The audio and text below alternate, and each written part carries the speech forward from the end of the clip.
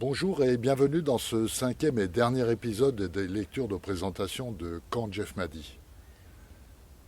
Après 3 années passées en Côte d'Ivoire dans une entreprise d'électricité, j'ai été débauché par un forestier qui a des scieries au Gabon, en Côte d'Ivoire et au Libéria.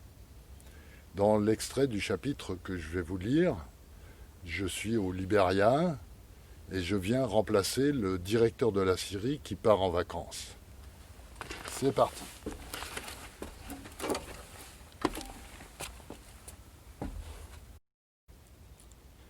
On est à la page 136.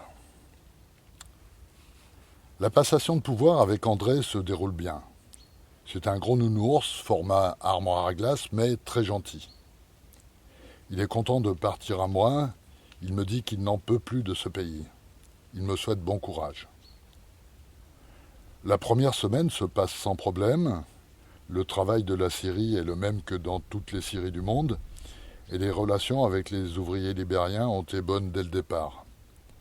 Mes 3 années d'expérience en Côte d'Ivoire m'ont bien aidé.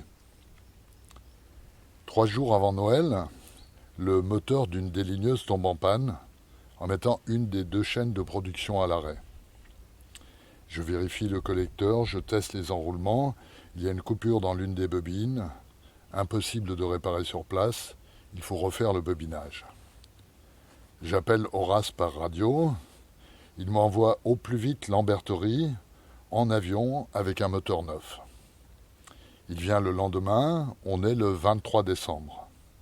En plus du moteur, il m'apporte un bocal de foie gras, une bouteille de champagne et un paquet cadeau. Le foie gras et le champagne, c'est de ma part. Le cadeau, c'est de la part de ma femme.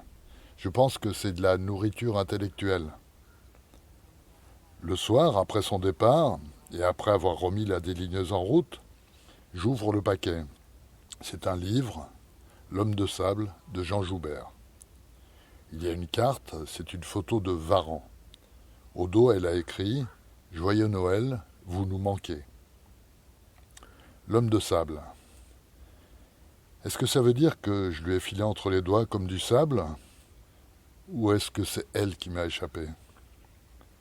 Je n'ai pas saisi le message, mais j'ai aimé le livre.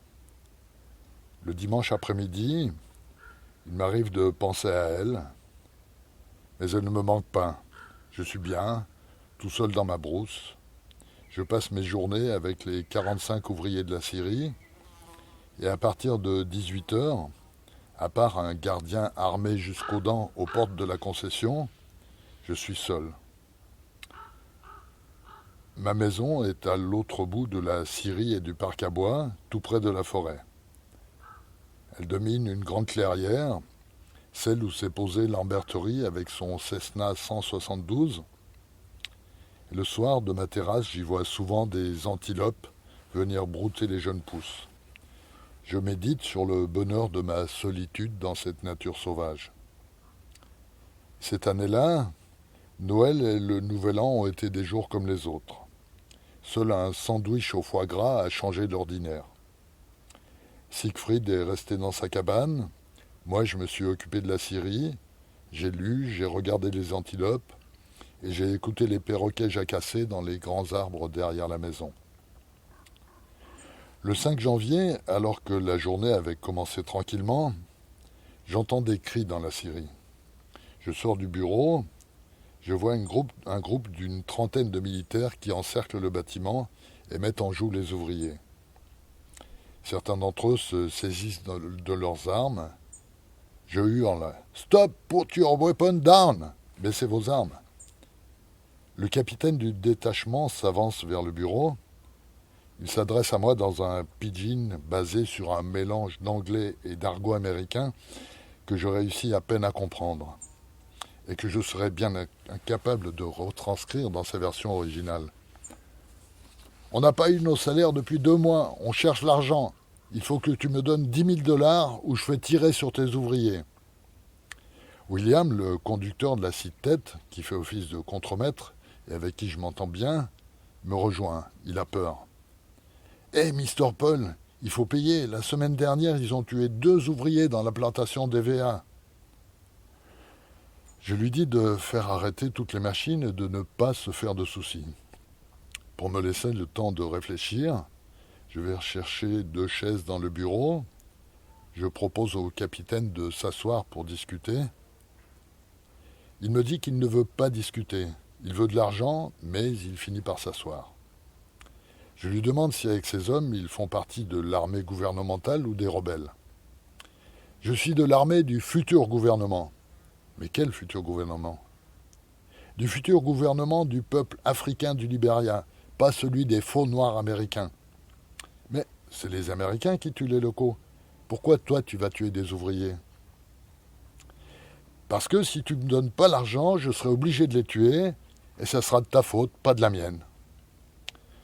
Bon, ici on va tuer personne. Je vais te faire une proposition. On se bat tous les deux. Si tu gagnes, je te donne l'argent.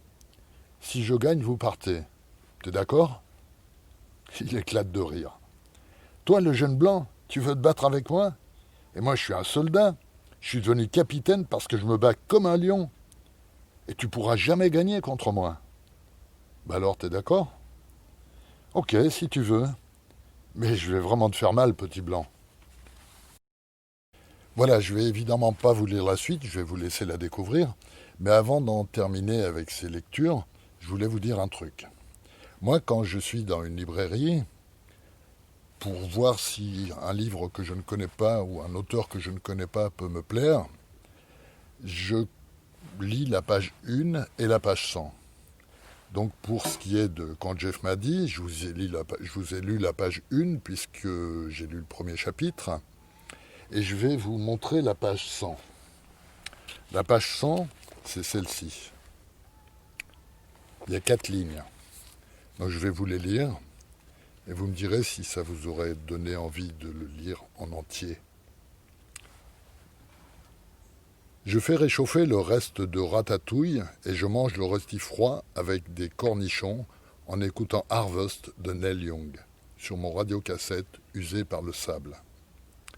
Il va falloir que je m'achète une petite chaîne stéréo.